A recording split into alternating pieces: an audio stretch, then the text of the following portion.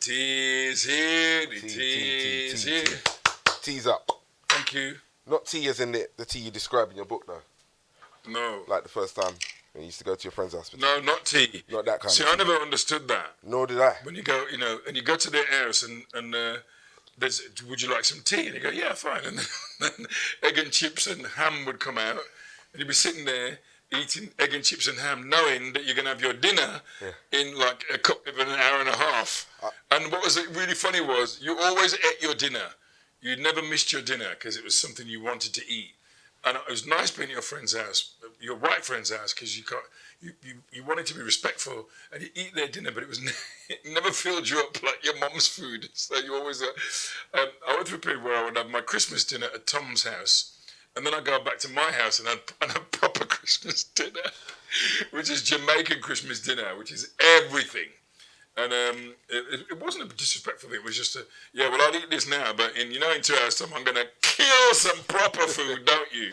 I like the way you described that because that's how I grew up, and I don't know if that's the same for a lot of kids nowadays that have white friends. They still describe it as tea and dinner, and there's this disconnect because it was dinner in my house. But we grew up, but you got to remember when you were at home. Yeah. You were sort of in Jamaica, wherever your parents came from. That's where you were from. So our house was like Clarendon in our house, and then when you went outside, you were in Dudley. So everybody talked like this outside, but when you're in the house, it was yard. And so I grew up in a kind of very Jamaican environment, which involved Jamaican discipline, Jamaican food, Jamaican talk.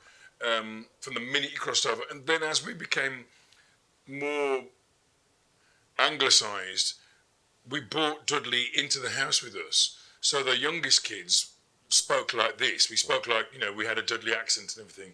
But our parents still spoke to us in Jamaican. And every so often we'd kind of dip in and out of it. And I guess that's what's called code switching now. Young people say you're code switching. It's that ability to jump from Jamaican to English to Dudley. And I think that's a really interesting thing, particularly for those of us who, I'm second generation Jamaican, growing up in Britain, born in Britain, but I'm still I feel like a Jamaican person, getting more Jamaican as I get older. And it's really interesting to hear myself, when I'm with my family now, jokes about Jamaican. We talk about our parents a lot. We reminisce a lot. I went with my brother Seymour to make a documentary in Jamaica last year. And it was fascinating because I felt at home. I didn't feel like I wasn't anywhere that didn't want me. So that thing of being a diaspora, a migrant. I really felt my mum's story when I was writing this book, and I wanted to honour that. Her story is important. Our story is important, and we need an outlet for that. We need a platform for telling our stories, and it's really interesting. I've talked to The Voice lots of times, and I was interviewed by a journalist of colour yesterday for The Guardian, and I've been on Colourful Radio, and I've been interviewed by various people that look like me, and I'm telling you now, 15 years ago, that wouldn't have happened, because media is changing slowly in this country. We are seeing more people of colour. We're definitely seeing more women. There's always been lots of women walk around with a mic and a computer or a tape machine. But now we're getting to a point when we are seeing more black and brown media, and that's a good thing. But we've still got a long way to go. Lenny, that was the unofficial start to this interview. Once again, really appreciate the time for the Voice newspaper. One of the things my cameraman and I were talking about before you came in is where's your Netflix special? I'm going to come with a Netflix special, but I'm not going to do it yet. We're doing a diversity book next year. Right. And I think we're going to do a TED Talk. Right. And then after that, I think there'll be something. Because I doing this tour that I'm doing, which is coming to Hackney, Croydon, Watford. Starts October the 20th, right? Bexhill. Doing this tour is making me get the itch about being on stage with the audience and chatting to them, which is what I love to do. Right. I love my relationship with the audience. And when you do a play, it's interesting because you're in the story. There are moments when you connect with the audience, but actually you're there to serve your fellow actors. But what I love is there's a certain thing that happens when me and the audience buck up, it's lovely. So I'd like to come back to that. I did a talk at the Brixton Cultural Archive a couple of weeks ago, and the response of the audience, which is predominantly black, was lovely. I was telling stories about my mum and growing up in Dudley and growing up a young black kid in the Midlands, and the response was fantastic. And it made me feel like, oh, I could do this. This is what I used to do. So I'm starting to feel like I could do a show like that again. I mean, my cameraman was saying that he just watched Mo Gilligan's one, which was he rates as one of the best he's seen. So, and obviously everybody's taking advantage of the Netflix platform. So it was like, when's Lenny's coming? So it's interesting to hear that yours is coming. Mo's the coming man. He's very, the guy, very isn't good. he? Yeah, he's very good. He's very good. And sort of, I mean, I loved him on Big Nasty, but I thought it was sort of wasted because it felt like he was having to anchor. He was structuring the show and anchoring the show because Big Nasty's so unpredictable and good and unfiltered. Yeah. But Mo was the kind of structure of that show. So to see him get his own show was brilliant, and I hope he gets another one. I understood that he got that show before Big Nasty, and it was a decision of Channel 4 to amalgamate the two, which I thought was a great decision because it gave Mo better exposure, added structure to Big Nasty's program, which had another run as well, which is great, and probably prepared Mo for his own show. So good. Yeah, but it good gave luck to all of those him guys, the experience. Yeah, because you want people to get more than because we live in an environment where if you're a person of colour and you get a TV series, you're lucky to get 2 series. There seems to be a cut-off point. Yeah, but Miss Jocelyn, we'll give you 2 series and then boom, you're gone. The days of the Real McCoy having 6 years of being on telly every year, that's gone. So unless you're outstanding, you don't get to do more than 2 seasons. So I hope Mo, long live Mo, I hope he gets to do more telly. Who I am again. Or who I am. Who am I? God, it's too early. Who am I? Again, yeah. It's written down here, You wouldn't believe it. I know. Lenny, my man used to do sport, I did. This is like proper journalism. Proper. This ain't football. This ain't no rugby, This is like a proper thing. This is top. You better straighten up your ideas, man. Fix up. I know it's early. It's not even that early. Lenny, thumbing through your book, I noticed. Thumbing through my book? My man didn't even read the book, No, don't pull me out. He's balling me out. You see how he's trying to style his way out of things. My man never, he's like, thumbing through your book. I'm going to thumb through your book. See how you like it. Couldn't even read my book. No, but blame the PR. Damn shame. Blame the PR. Blame the PR. I ain't blaming nobody. Sack them. No, hire me. Us. Furthermore. Let's move on. Yeah, you better. Mostly. Lenny, I glance at your cover and I read 1 or 2 things in the book, but let me just ask you this. No, Lenny, seriously. I really wanted to read the whole book. Well, you will read it. No, I'm going to. Hopefully you will read it. Of course I'm going to. Definitely. And I'm not going to stop stop now. text me when you're ready. No, I will do. So that means you're going to give me a number. We're going to stay in touch.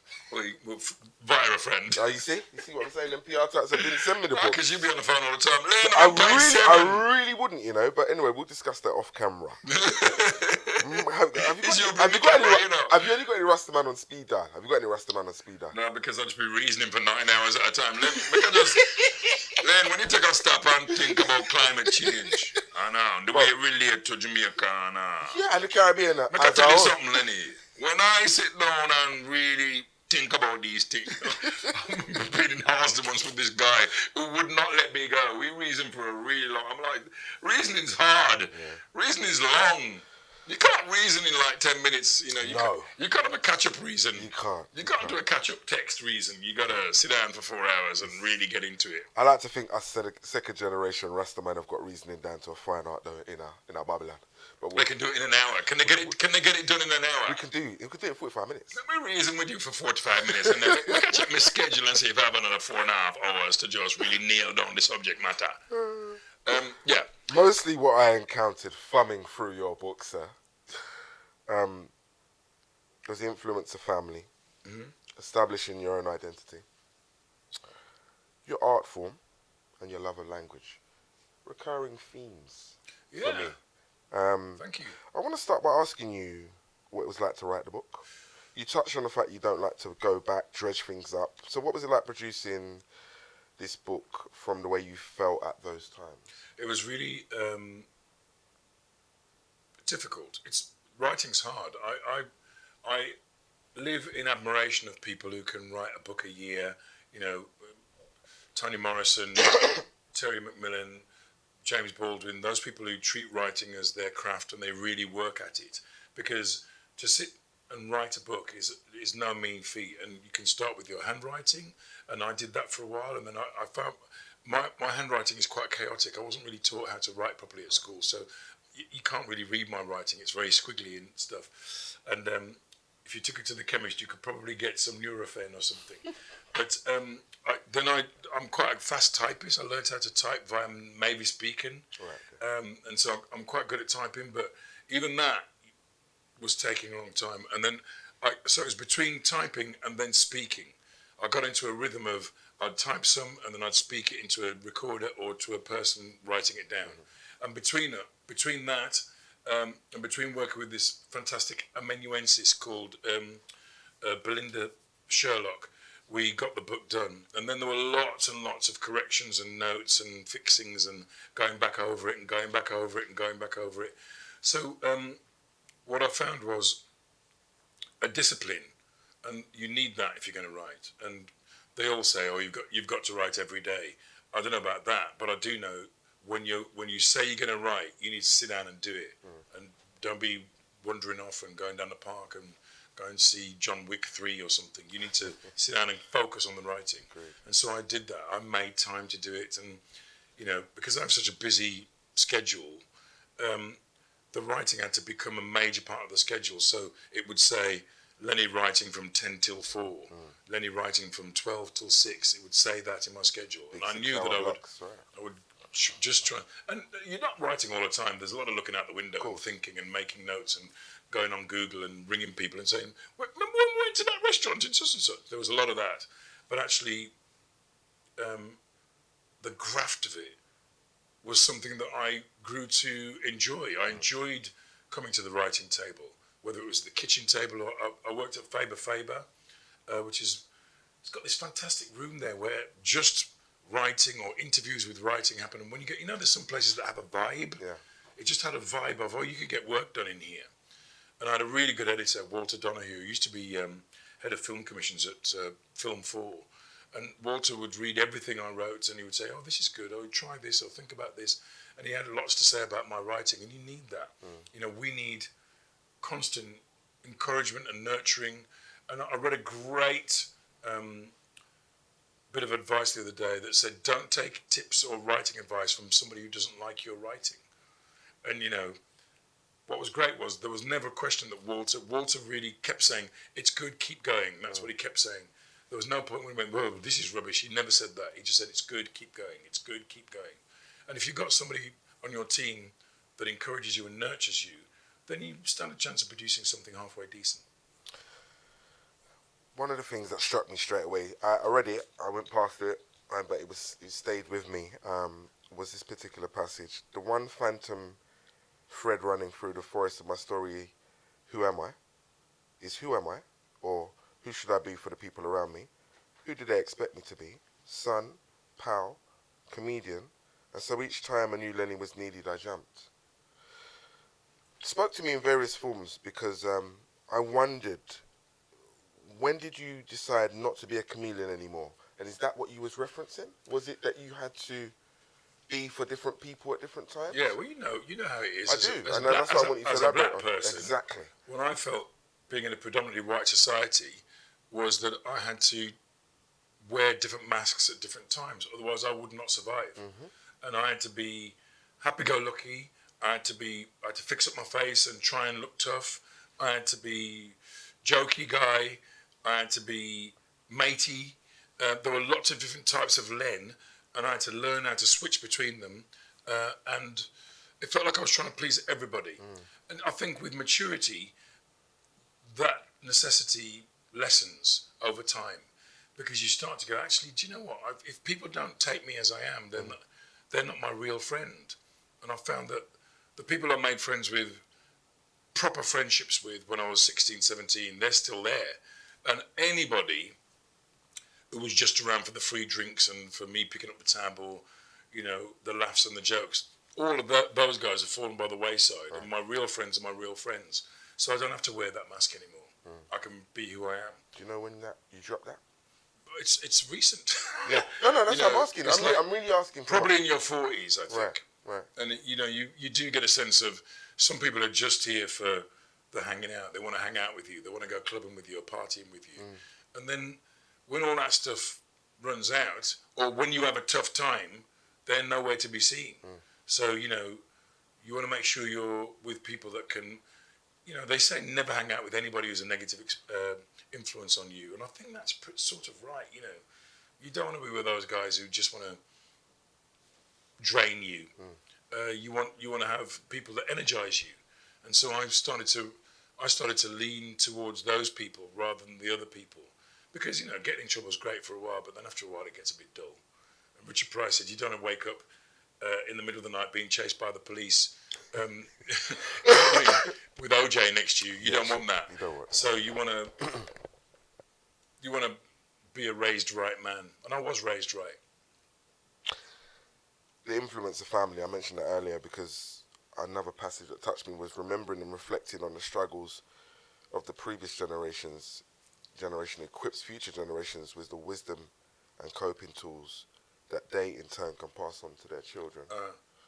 Really struck a chord with me because I can see, just as coming from a certain generation, what you did for Man Them on the Wall, for instance, and where that's taken them. So that's in a professional sense, but from a personal perspective, what were you referring to with that? You need the elders are really important. I'd say to people now, talk to your mum and dad. If you're lucky enough to have grandparents, talk to them about what they went through to get, because it's a proper tale. It's an epic tale, as epic as Homer, as epic as Helen of Troy. The way people were working on a farm or laying bricks or cooking or making dresses back home, and then the way they got their act together and came to this country or whatever country they chose to navigate towards and start life anew and raise their family, send for their family, sending barrels back home of clothes and radios and shoes, and sustaining life forces. That's no mean feat with hardly any money. My mum always cooked for more people because she would say something like, it's not just you. What about if such and such comes and wants to eat food? What about if such and such wants a bowl of soup? I've got to cook for them too. So it always felt to me like she was cooking for 27 people and there was just like 7 of us. But mum was prepared, and she came here first in 57. She got a job in factories. She made dresses. When you say first, after Clifton? No, Clifton was here first. Right. Then mum followed him and joined him. And then my dad joined 2 years later. And while my mum was here, she was earning the money to send for the rest of the family. Yeah. And she formed a new relationship. Like many people, she arrived and formed a new relationship because she was on her own. She was isolated. She was away from her family. There wasn't any internet or Skype or anything then. It was very difficult to remain connected to home, even though she loved her family. And I'm the result of that relationship. And I remember doing Danny and the Human Zoo, which is the film about the parallel universe me. And Destiny Ekaraga said, who here has got outside brothers and sisters? And nearly everybody in the room put their hand up. And we all talked about it. And I went, oh, okay. It's not unique. It's all of us. It's lots of us. It's some of us. It's not just me. Because I've been carrying that around for a long time. And there was some shame and guilt and anger attached to it. But actually, once I'd done that, I thought, it's not such a big deal. It's happened to all of us. So just abandon feeling away about it and get on with your life. And so the book is me going, here's my mum's story. I write about it as sensitively and as carefully as I can. I sort out my family's help with telling the story properly. And there was some discomfort because, they call it chatting your business out a door. Nobody wants to do that. But in the end, I'm 61, and if I don't tell it now, I'm going to be dead soon and I haven't told a story. And stories need to be told because stories are what teach us how to move forward in life. You touched on the food. You said in the book, the food was always piled high on your plate, like a towering, savoury version of Carmen Miranda's headdress. I love that because you also go on to say we always ate well, no matter how much Mama complained there was never no money. She complained about that a lot, but still, she would conjure Caribbean banquets for less than a pittance. Yeah, man. That was so normal. She could make. Your mum our mums can make food appear from nowhere. My Auntie Pearl couldn't even cook, and she could make food appear from nowhere. It was like a magic trick. 1 minute there's no food, the next minute chicken and rice and dumpling and banana. It's like, where did that come from? And your parents can cook fast. My dad was a good cook, but my mum was like legendary. She would look in the cupboard, and there'd be like dead rice, some like leeks or something, like leaning up against the thing, tired leeks, and there'd be like some tins of tuna or something, and you'd think, oh no man, how are we gonna eat? And then the next thing you know, there'd be this feast on the table. And albeit when the money was running out, by Thursday you'd be eating pilchards and rice again. But even that, look at spice, little salt and pepper. Yeah, that's right. You could eat it, some drinks. It was fine. So I'll say this in the book. My mum was the most significant person in my life. I love my mum. I pay her tribute and I pay homage to her in the book with respect and fealty and love, because she's why I'm here. And my birth dad is why I'm here. And the dad that raised me is why I'm here. Winston is a significant figure in the book. He doesn't say very much, but all the way through the book, he's Clint Eastwood. Well, that's my next question, because you obviously mentioned in the book that my father and I never really bonded. Yeah, but it's not just a black thing, that. It's a kind of back then thing. Yeah, I didn't put any colour. Parents didn't really, there's a Jamaican... was stoic. Yes, it was a stoic. It was big people things. So emotions and feelings weren't something that were discussed with children. Repressed. So my dad, pretty much came from Jamaica to find me in England, and obviously there were tensions in the house, but we saw things. We saw them argue, but you know what?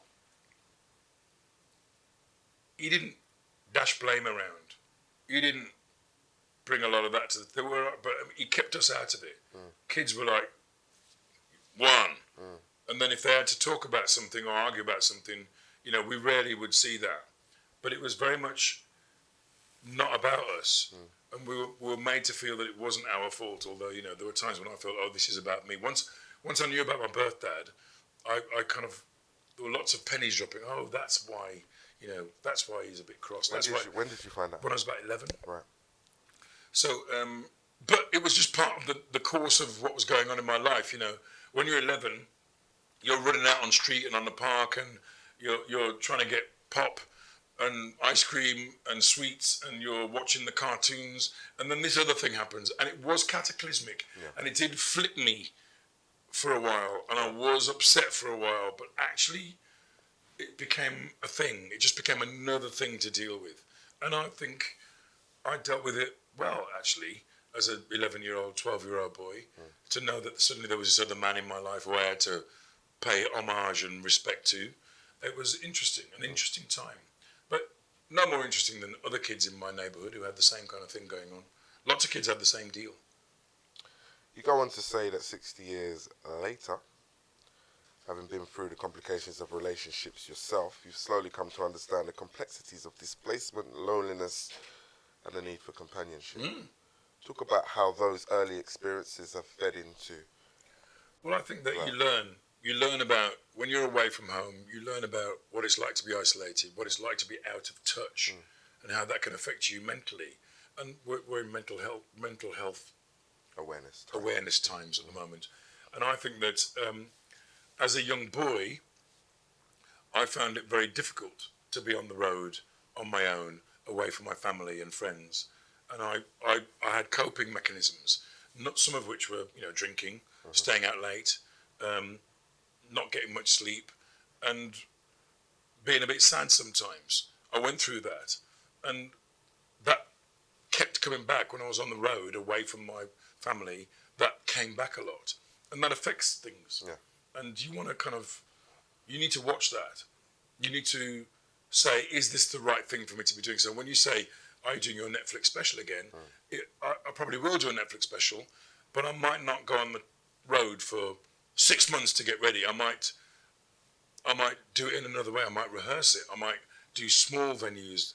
I might do, 2 weeks of a run somewhere to get it into shape. I might do 3 weeks, but I probably won't go on a massive tour, because massive tours away from your family are triggers, and you don't want that. Well, keep it on that same subject then, innit? Your art form, I mean, for all the lessons you got from your mum, you never learned to cook because you were too busy getting up on stage performing. I wouldn't say that. Well, I can cook now, but I cook from books. I love cookbooks. When I was doing chef, one of the reasons chef was a big thing for me was because I learned basic cookery skills. I went to a kitchen every day I'd get there at 7 and work till lunchtime, and I just worked in the kitchen, chopping skills, different types of vegetables, gutting animals, doing fish. I did all of that kind of grunt work that a sous chef does to help the chef get ready for the service. And so I learned how to cook there, and I learned how to do recipes, and I can do that. But my brother Paul can cook like my mum. Right. So I'm seeing him today. I'm well jealous of Paul, because when he cooks the Saturday soup, he ain't messing around. Yeah, I mean, you explain that in the book in terms of being away from the age of 14 and Paul being there. Paul was there, man. He was there, taking in all that knowledge. He was dealing with things, and he'd be looking at my mum over her shoulder, and how much of that do you put in there? We just dash it in. Just a handful of that, Put in some thyme. Put in some onion. And mum was like, if you weren't watching, you wouldn't learn. But if you were watching, you would learn a lot. Pick up. And she was fast. Cook, bam, done. She was fast and clever. One incredibly brilliant Jamaican derivation from a British swear word was effery. Yeah, I love that. It described the mess, a terrible situation to cock up, what kind of Ross Clark. Yeah. Effery's great. Yeah, it is. And I heard people say it, and I would go, the re shouldn't be on that. But I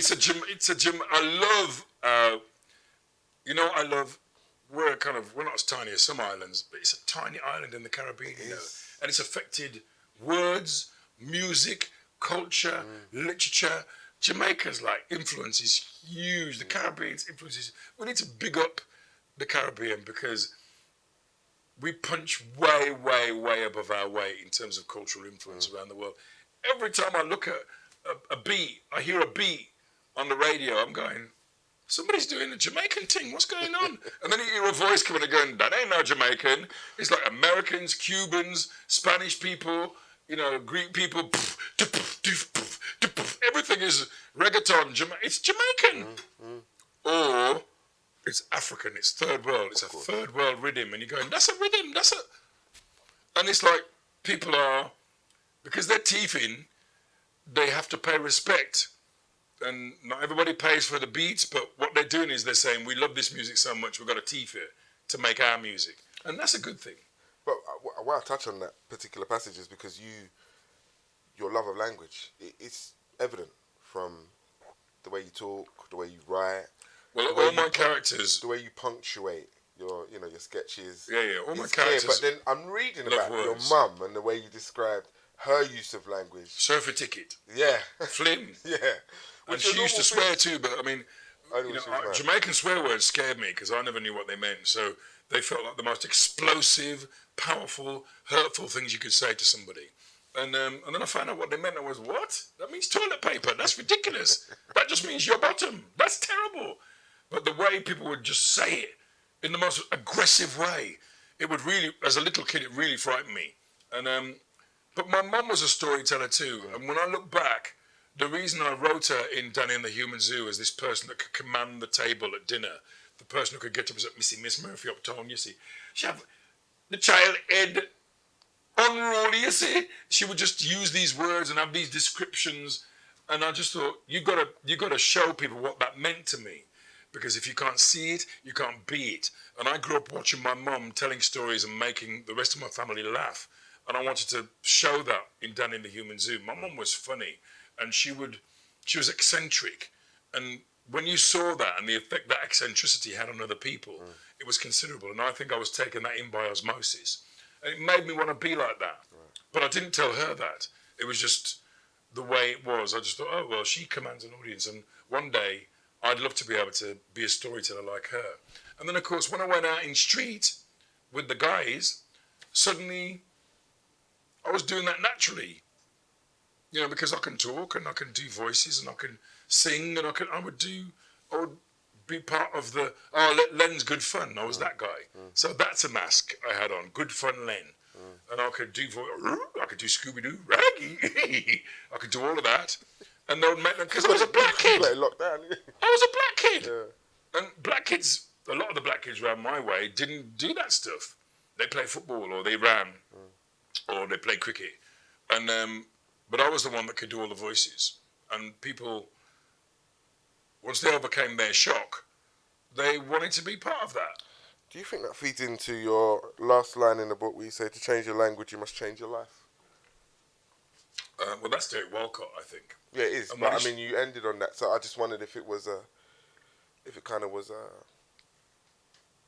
if it was. I don't mean to correct you, but I think it's one of the things at the beginning of the book. It's at the beginning of the book, and I think that what happens with migrants is this sense of assimilation that you have to do when you move from one country to another country, and all migrants do it. You arrive somewhere and you go, okay, I speak my home language, but I've very quickly got to learn how to speak here, otherwise I'm going to get stomped on. You know, forces, bureaucracy, people, they're going to take liberties with me unless I figure out how to communicate. So you learn to communicate. Then you think, oh, okay, I need to learn to communicate better than that because they're taking the piss out of the way I talk. So after a while, you learn to speak better.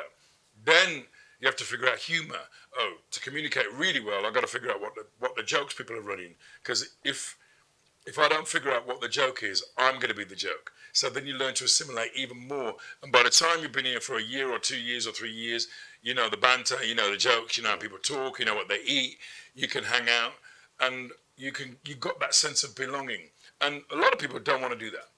So for instance, my brother Seymour has always had this kind of strong voice where he can communicate and talk very intelligently, but he's never ever given up his identity because he don't want to be an Englishman.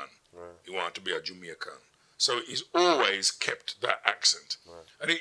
And it's not that he doesn't want to assimilate, he does want to communicate, but he always wants people to know that this is who he is. All right?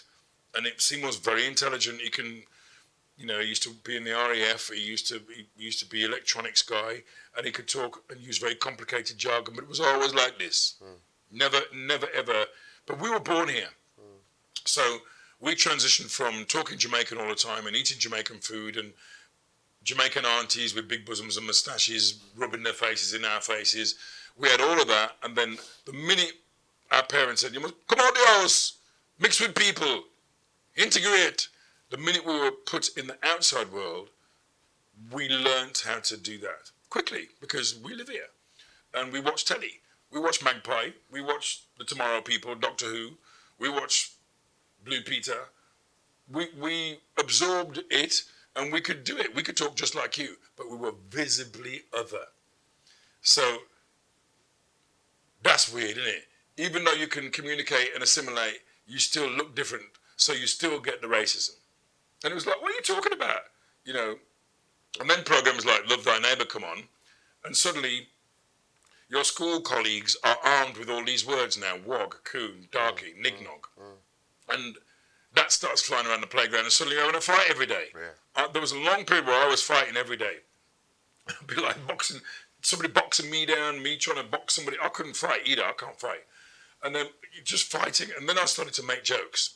And once I started to make jokes, that was another mask. Oh, this is the kid that uses jokes to not fight. I was not fight / jokes guy. So that was 12, 13, 14. And people started to go, oh, he's the kid that does the voices and the jokes. Oh, leave Len. He's funny, and leave Lenny alone. I had that. You got to find a thing. Otherwise, life forces will just run over you. Interesting you say that, because I did finish Lem Cisse's book. Oh, you finished his book? You know what? I'm going to ring Lem and say, you're lucky, man. I never read mine. Ring him. But his book's emotional. But he touches on the one moment where he went to a stage show and got pulled up on stage, and it was you.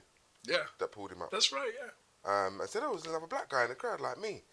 And everything. Because it was unusual. Yeah, because it was. And everything he described at that time, late 60s, early 70s, you know, it's like, I don't know how you guys managed to navigate those waters and come through. Well, what happens with Sammy Thomas and Joss White and Charlie Williams, who was legendary and very funny, is that those guys made jokes about their race before somebody else did. Right.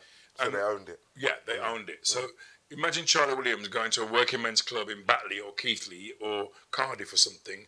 He'd be the only black guy in that audience. And you kind of knew that if you didn't say something about your blackness, your otherness, somebody would do it in a really offensive way, and you might be in a fight.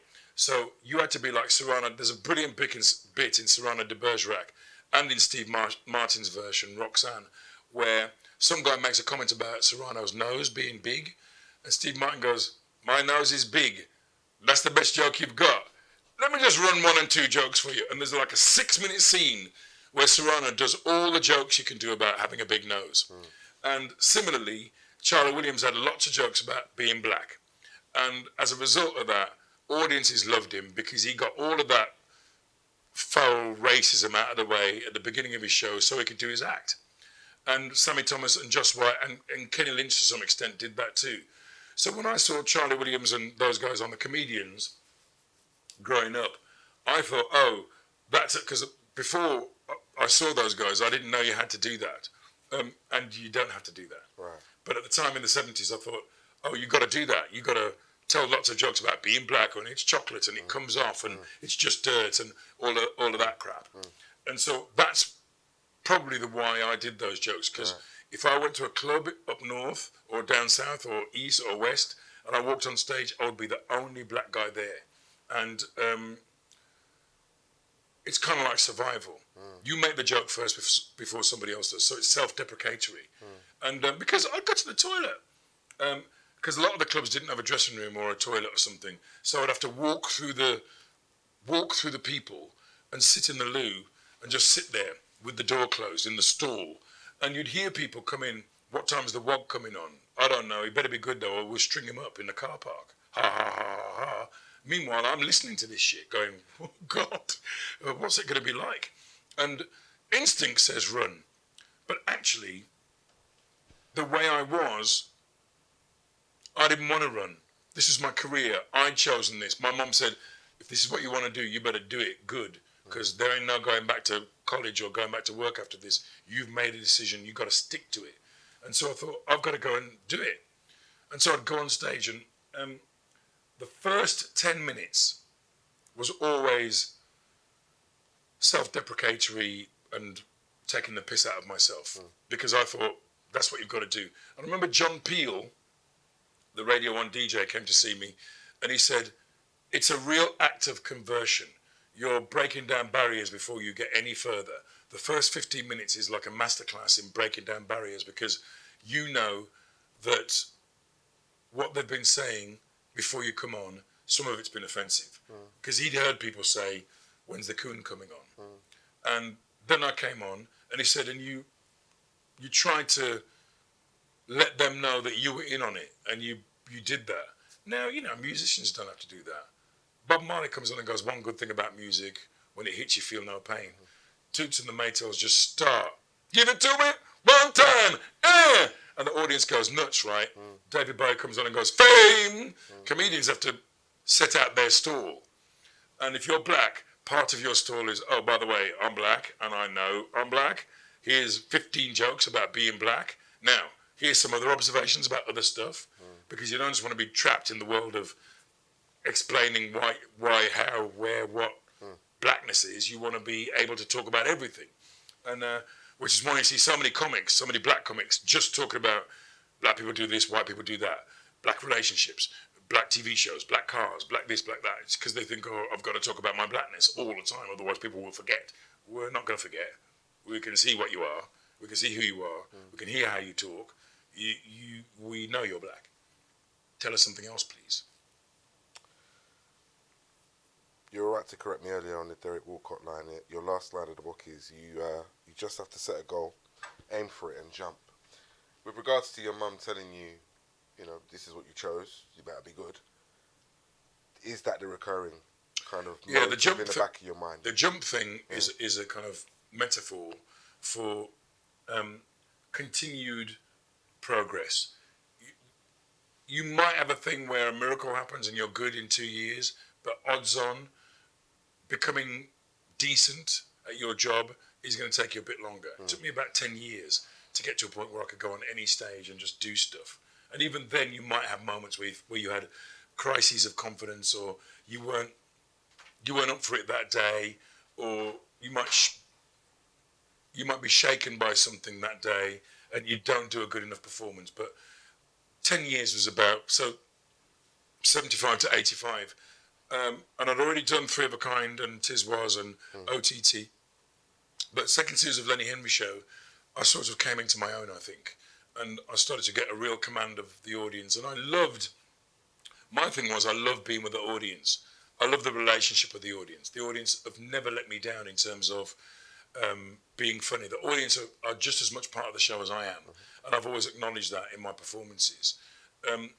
When I did Live and Unleashed, there was a moment, even when we were making the movie, where I stopped and talked to a Jamaican woman in a big hat. My woman hadn't taken her hat off, and she had a big hat on, and I stopped the film and just started talking to this woman. And I had stuff rehearsed and practiced. We've been practicing for weeks, but I just thought, this is live, this is now. Yeah. It's happening now, you got to talk to her. So I did, and I'll always do that. I love talking to the audience. When I did the Lenny Henry show, there was an incarnation of it where there was a bit where I was going around the audience, and they used to say, you've got to put that bit in the show. So there was always a bit with me in the audience at the beginning of the show. And because the audience are inspiring, and you've got to use that. I've forgotten the question, but it seemed relevant. That seemed relevant at the time. No, the question was, you just have to set a goal, aim for it, and jump. Oh yeah. In terms of your getting better, if you're there's no such thing really as perfection, and you see people getting near to it. The Beatles, Bob Marley, I don't know, Little Feat, Aretha. You see people get close to it, and you think, well, you'll never be that good. But it's not your job to be that good. It's your job to be your good. And the reason the Beatles were good is because they wanted to be Roy Orbison or the Everly Brothers, and the gap between what they wanted and who they were, where they got to, that's why they were the Beatles. And I wanted to be Tommy Cooper or Richard Pryor. And the gap between where I ended up and those guys is why I'm who I am. Yeah. And it causes problems. Because if you imitate your heroes too much, you can end up sounding a bit like them and not have your own identity. So you need to know what the cutoff point is. The cutoff point of hero worship needs to be clear. Otherwise, you're going to just sound like the Wailers or Richard Pryor or Tommy Cooper. And you don't want to be doing that. So many questions. I've just been told we've got 5 minutes left, or that was 5 minutes ago actually. But I would like to throw in this question to make sure I get it. Black History Month at the moment. You're an icon for us. Shut up! No, for me, bro. You see that period of the Lenny Henry show you just described? That's me growing up. I'm young. I'm younger than you. So that period was... None taken. It was one... No offence in this interview. 1 to 4. That's all we had channels. You were on one of them, and a big part of my life. Yeah. And there weren't too many black people on the telly at that time, and I was in a Rasta household, right? So I'm a born Rasta. And you did divide opinion, because there were times where you said I was in a you were a minstrel bit show, man. Yeah, exactly. I was in a minstrel show. There's a whole chapter on that in the book. And then I was on Tis Was, and I was doing the big red, gold and green hat. Yeah. So that must have been upsetting. Well, to my dad it was, because he was an article Rasta. Tell your dad I'm really sorry. Yeah, but I wanted, because Rasta men were iconic. Yeah, they were. I wanted to do something and I just didn't get it right. Because I was growing up in a predominantly white world, and Jim Davidson was the only guy on mainstream television doing a Jamaican voice. So I copied his voice rather than anybody from my family. It's crazy. I could have done Seymour, I could have done Ilton, I could have done Early, who delivered the hard boiled bread on a Friday. I could have done Gavin Fearon down the park, but no, I did it anyway. I'm sorry to Jim, and I'm sorry to your article dad, because it was a serious thing. I mean, my thing was, you're an icon anyway, irrespective of that period. Very kind of you. And what I wanted to know was, for you, Black History Month, does it hold a significance? Are you one of those that's an advocate of it? And who's your black icon, apart from your mum, who clearly is? My mum is significant. The dad who raised me, it occurs to me, is somebody that was very strong and steady and reliable. There's quite a few people actually, but I'm an advocate of Black History Month. But you know, we have Black History every day. I agree. It ain't just a month, you know what I mean? And when are we gonna have Black Future Month? Aye. We've got a future.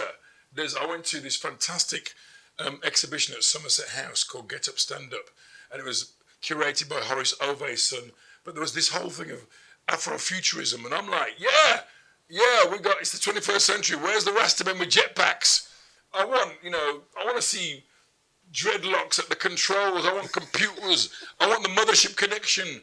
I want the mothership to land in Leicester Square and all these black people walk out in these costumes, man. I want all of us to acknowledge that we have contributed and we're giving enough to the culture, and I want that contribution acknowledged. And it's going to take longer than a month. But, you know, you take what you have, and if they give you a month, take it. But fill it with everything. And don't just fill it with the past, fill it with the present and the future. Fill it with activism, fill it with politics, fill it with reading, fill it with music. And, you know, that month will be full.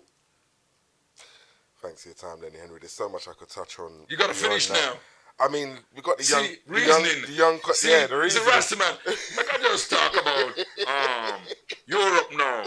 We've talked about your book, Who Am I Again? Let's talk about climate change, because after all, I'd like to know your thoughts on that actually, but yeah, not but today. you can't. You'll have to interview me again. Who am I again? I'm going on tour. I'm coming to Hackney, Watford, Croydon. There's so many days. Bexhill How many days is there altogether? Well, hopefully you'll put them in the voice. I will. But I'm going on a big tour, and I'm telling stories from the book, and I'm also having some fun in part two. Part two is more like the Graham Norton show, me on the couch, chatting, telling stories. Part one is me talking to the audience one-on-one and giving them some knowledge. I might be in the crowd more than once. Thank you. Thanks for your time. Really Cheers. appreciate it. Read the book.